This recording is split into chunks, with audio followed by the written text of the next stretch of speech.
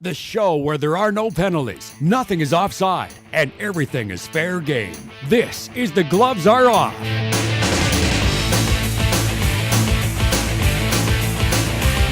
Welcome to The Gloves Are Off, another great edition. We've got some great stories involved, including the Toronto Maple Leafs, their new situation.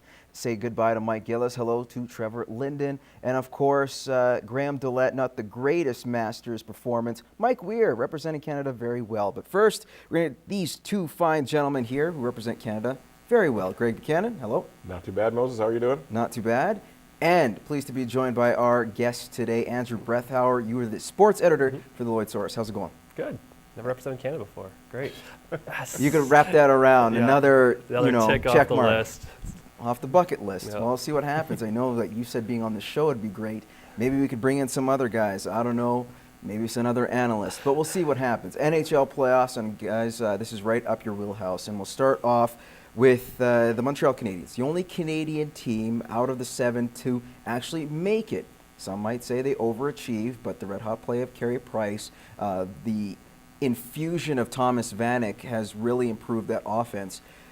Does Montreal carry the weight of Canadian fans' shoulders, not just in Montreal, but I'm talking about Canadians collectively? Would you root for Montreal? I can't root for Montreal, but they're probably my most hated team. They'll obviously take the brunt of everybody wanting to hop on the Canadian bandwagon. Of course, they're going to do that, and everybody will hop on that bandwagon. But I think Montreal has that kind of, they've been around for so long, they've had so many rivalries with so many teams.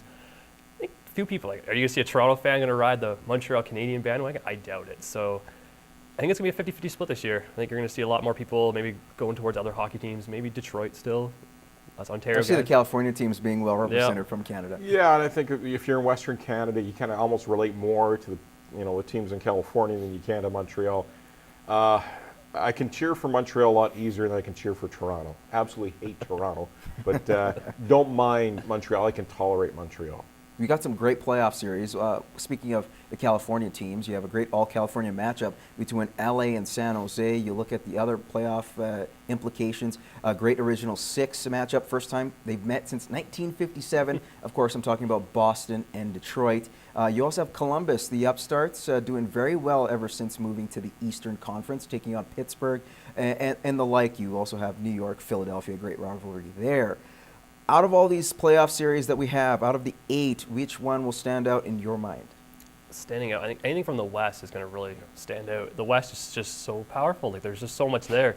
It's 6 of 8 teams winning 100 points, and how do you take anything about the West? Anybody in that West? If we're talking about upsets, nobody can upset anybody in that side. There is no such thing as an upset in the West. They're so good teams. East, like Boston and Pittsburgh, that's what you're looking at. Where do you go from there? There's just, I think, West is where it's going to be at. Yeah, the one I'm looking forward to in the West would probably be Chicago, St. Louis. Chicago defending Cup champs. St. Louis really hitting the skids going into the playoffs. A lot of injuries. Yeah, a lot of injuries. 8 of their 9 top forwards are hurt. They're playing, but they're not healthy. Taves is out. Kane's going to play, but he's not 100%. So that's going to be an interesting series. I think the team to look out for in the West, it's kind of I don't want to say a dark horse because they had a heck of a season, is the Colorado Avalanche. And as an Oiler fan, how do you feel when last year at this time the Avalanche were below you in the standings? and the Oilers have lottery night tonight, and the Avalanche are getting ready for the playoffs the next night. From worst to first yeah, in Colorado's But case. in the East, I really like the Philadelphia New York Rangers series because it's going to be down and dirty. I love it. Okay, very quickly, guys, who are the Stanley Cup representatives for the East and West? Pittsburgh, Chicago. Really? I say L.A., Boston. L.A., Boston? I'll choose Boston. For some reason, I want to say San Jose makes it out of the West, finally. But I could be wrong, like every other year. They seem to lose out in the first round. But we'll move on. You were talking about the Edmonton Oilers. I know there was a lot of disappointment again this season with the young guys. But there was some excitement towards their last final game, of course, the final game for Ryan Smyth. The gentleman has represented not only the Oilers to the best of his ability, but he's also represented Canada on the world stage, winning a gold medal, several world championships. You name it, he's done it all. That's why he's earned the moniker Captain Canada. Does he make the Hockey Hall of Fame? And I will say this, maybe on the international side with Hockey Canada. Yes or no? I think on the international side, maybe he gets a more consideration, maybe in a weaker year, but his NHL stats really haven't impressed. He's not an 1,000-point scorer. He's not a 400-goal scorer. He's close to 400. It's close, but he's not. I wouldn't put him in that elite level of player yet. He's got that feel good. I'm Captain Canada. I'm that guy who wants to come back to the Oilers. But is he that next level player? Not really. He's not the. I'm sorry, not the Sidney Crosby. He's not those guys who are gonna be. You're gonna just first round ballots. Maybe in a weak year, maybe he does. But if you look at who's still available in the next couple of years, yeah, exactly. His offensive stats I can agree with in the NHL, but you got to admit what he's done internationally. That's got to help him get into the Hall. It does and it doesn't. You know what? Ryan Smyth's a good player at a good level, but when you're talking to Hall of Fame players, whether it be from international hockey or from the NHL, you have elite level players at that, and Ryan Smyth's a little bit below that. I'm sorry, but that's the way she is. You look at his stats are decent, but they're not Hall of Fame stats. He's been influential with this team in the city of Edmonton altogether. Where does he go? Do you see him, I don't know, for some reason, the Edmonton Oilers bringing him into the fold? Oh, they never do that, though. They never do that. But do you see him maybe, like you said, his career is good, but it wasn't to the level that you want. I know Dallas Eakins, the coach of the Oilers, mentioned he wants to bottle this kid's DNA.